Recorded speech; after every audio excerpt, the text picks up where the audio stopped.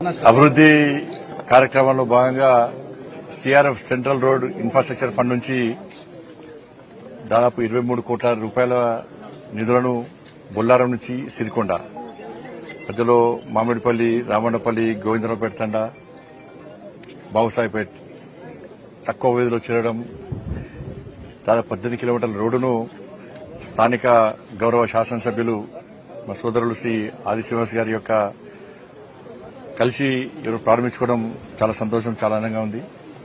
ఏదైనా కేంద్ర రాష్ట ప్రభుత్వాలు కలిస్తేనే అభివృద్ది. కరీంనగర్ పార్లమెంట్ నియోజకవర్గంలో రాజకీయాలకు అతీతంగా అందరం కలిసిమెలిసి ఈరోజు అభివృద్ది కార్యక్రమాన్ని ప్రారంభించుకుంటా ఉన్నాం. ఎన్నికల వరకు మాత్రమే రాజకీయాలు, ఎన్నికల తర్వాత అందరం కలిసిమెలిసి ఉండి మనం గెలిపించిన ప్రజలకు న్యాయం చేయాలని చెప్పి ఒక దృఢ సంకల్పంతో అందరం కలిసిమెలిసి రాజకీయాలకు అతీతంగా ఈ అభివృద్ది కార్యక్రమం ముందు తీసుకుపోతున్నాం. ఎక్కడ కూడా తారతమ్య భేదాలు లేకుండా, విమర్శలకు ప్రతి విమర్శలకు తావు లేకుండా ఎట్టి బస్సులో ఆయా నియోజకవర్గం అభివృద్ది చేయాలని లక్ష్యంతో ముందు పోతున్నాం.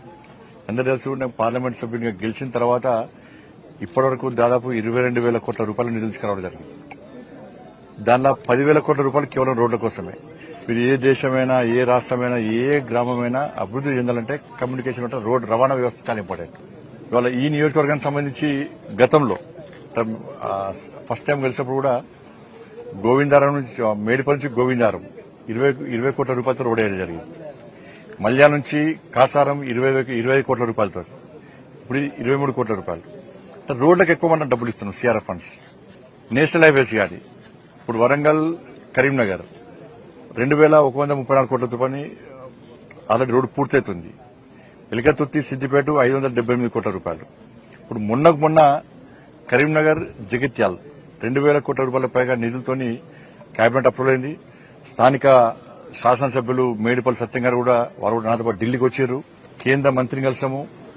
నేను వారు కలిసి మంత్రిని కలిసిన తర్వాత మంత్రి ఆవిడ చాలా హ్యాపీగా ఫీల్ అయిన రోజు ఇది ఇట్లా కలిసి ఉండాలని చెప్పి మేడిపల్లి సత్యం గారిని వెనక గతంలో ఆది శ్రీనివాస్ గారు కూడా వచ్చి కొరుట్ల వేములవాడ రోడ్డు కూడా మనం ప్రయత్నం చేద్దామని చెప్పి వారు కూడా ఢిల్లీ రావడం జరిగింది. కాబట్టి సడక్ యోజన పైసలకి దాదాపు సడక్ యోజనకే 1,000 కోట్లు ఖర్చు పెట్టినాం మేము. సిఆర్ఎఫ్,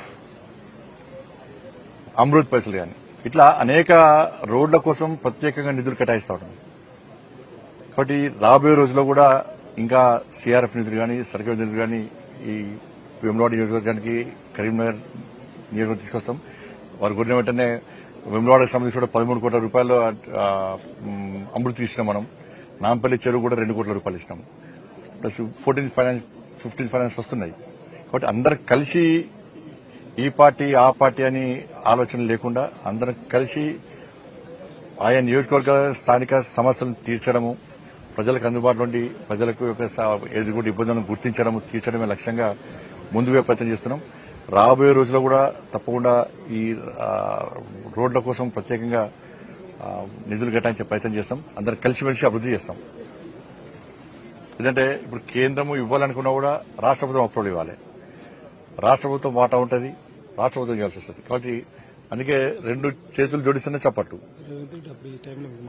కాబట్టి గతంలో ముఖ్యమంత్రి గారు కూడా మాట్లాడారు విషయంలో కూడా. ముఖ్యమంత్రి కూడా చెప్పారు, ఎక్కడ కూడా కేంద్ర ప్రభుత్వ నిధులకు కంపల్సరీ అప్రూవల్ ఇస్తాం, ఇక్కడ ఆపే ప్రసక్తే లేదు. ఎందుకంటే గత ప్రభుత్వం వేరు, గత ప్రభుత్వంలో ఇప్పుడు వేరు. గత ప్రభుత్వం యొక్క మూర్ఖత్వపు ఆలోచన వల్ల ఈ రోడ్లన్నీ ఎక్కడ వేసినా అక్కడ ఆగిపోయినాయి. ఇక కొంతమంది అక్కడక్కడ వాగుతా ఉంటారు, ఏం చేయనోడు అక్కడక్కడ వాగుతా ఉంటాడు. ఆ వాగేటి పట్టించుకోం.